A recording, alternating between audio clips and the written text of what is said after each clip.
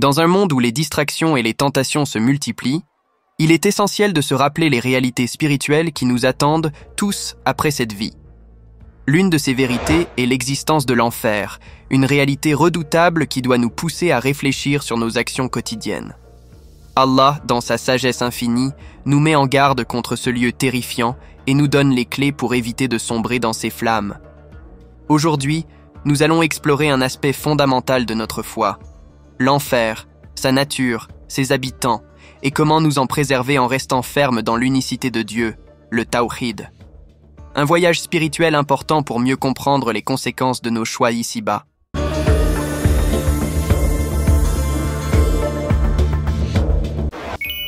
Saviez-vous que, tout comme toutes les créatures d'Allah, l'enfer est capable de recevoir des ordres et de communiquer avec son Créateur?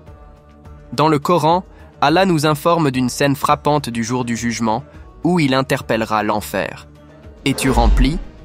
Et il répondra « Y en a-t-il encore ?» Coran 50, 30. Cette interaction nous montre que l'enfer a une capacité redoutable à accueillir un grand nombre de ceux qui ont dévié du droit chemin. Parmi les destinataires de ce lieu de supplice se trouvent ceux qui se sont moqués de la religion, ceux qui ont commis des actes pervers et criminels, et surtout ceux qui ont commis le plus grave des péchés, l'associationnisme, le shirk. Associer une autre entité ou une personne à Allah dans l'adoration est un crime immense. Pourtant, la croyance en l'unicité d'Allah, le Tawhid, est accessible à tous. Elle n'exige ni d'efforts physiques écrasants, ni de sacrifices financiers démesurés. C'est une voie de simplicité et d'équilibre, légitime pour le corps, la langue et le cœur. Le Tawhid est une justice divine et universelle.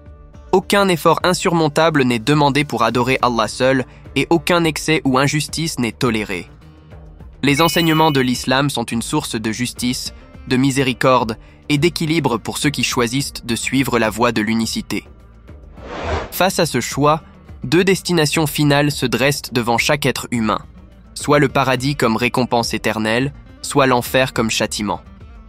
Mais combien de temps durera ce châtiment pour ceux qui y seront envoyés? Deux scénarios se présentent. Ceux qui ont reconnu l'unicité d'Allah mais qui ont commis des péchés seront soumis à sa volonté. Après avoir purgé une peine connue uniquement d'Allah, ils sortiront de l'enfer et rejoindront le paradis. En revanche, pour les criminels, les injustes et les associateurs, leur séjour en enfer sera éternel. Dans le Coran, Allah nous informe que les mécréants seront conduits en groupe vers l'enfer. À l'arrivée, les portes de ce lieu de tourment s'ouvriront et les gardiens leur rappelleront que des messagers leur avaient été envoyés pour les avertir de ce jour fatidique, mais ils auront refusé de croire. Le message des prophètes, depuis Noé jusqu'à Muhammad, paix et bénédiction sur eux tous, a toujours été le même, l'unicité absolue d'Allah. Ils ont tous appelé à ne pas associer à Allah des partenaires, que ce soit dans sa seigneurie, ses noms et attributs, ou dans l'adoration. En enfer, les punitions seront proportionnelles aux crimes. Les hypocrites, par exemple, seront dans les profondeurs les plus abjectes de l'enfer. Coran 4, 145. Et les gens de Pharaon souffriront d'un supplice particulièrement atroce. Coran 40, 46. L'enfer est un feu éternel dont l'intensité ne faiblit jamais. Allah nous informe que chaque fois que les flammes semblent s'atténuer, il en accroît l'ardeur. Coran 17, 97. Un des noms de ce feu est Sakar, qui ne laisse rien et n'épargne rien, brûlant et noircissant la peau. Coran 74, 26, 30. Il est gardé par des anges puissants et sévères, qui ne désobéissent jamais à Allah. Coran 66, 6. Les combustibles de ce feu ne sont ni du bois ni du pétrole, mais des hommes et des pierres. L'idée que brûler en enfer réduirait une personne en cendres est erronée. En réalité, chaque fois que leur peau sera consumée, Allah la remplacera par une nouvelle peau, afin qu'ils goûtent au châtiment encore et encore. Coran 4, 56. L'horreur de l'enfer n'est pas seulement physique, mais aussi psychologique. Les habitants de l'enfer crieront à Malik, le gardien, pour qu'il mette fin à leur souffrance. Mais il leur sera répondu « Vous êtes ici à jamais ». Coran 43, 74, 78. Leur désespoir sera complet. Jamais ils ne pourront sortir.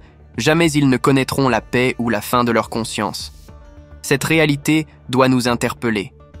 Tout au long de l'histoire, les hommes ont cherché à racheter leur liberté, leurs biens ou même leur vie. Mais en enfer, aucune rançon ne sera acceptée. Même si les mécréants offraient toute la richesse de la terre en or, cela ne les sauverait pas du châtiment. Coran 3,91. Leurs tourments seront multiples. Ils se verront verser sur la tête un liquide bouillant qui fondra leurs entrailles et leur peau. Coran 22, 19, 20. Et le feu brûlera leur visage. Coran 23, 104. Leurs vêtements seront faits de goudron, et le feu recouvrira leur visage. Coran 14, 49, 50. Quant à leur nourriture, ce sera des fruits épineux qui n'apaisent ni la faim ni la soif. Coran 88, 6, 7. Et ils boiront une eau bouillante qui déchirera leurs entrailles. Coran 44, 43, 46. Chers frères et sœurs, l'enfer est une réalité que nous ne pouvons pas ignorer. Allah nous a donné des avertissements clairs à travers le Coran et les enseignements de son prophète, paix et bénédiction sur lui.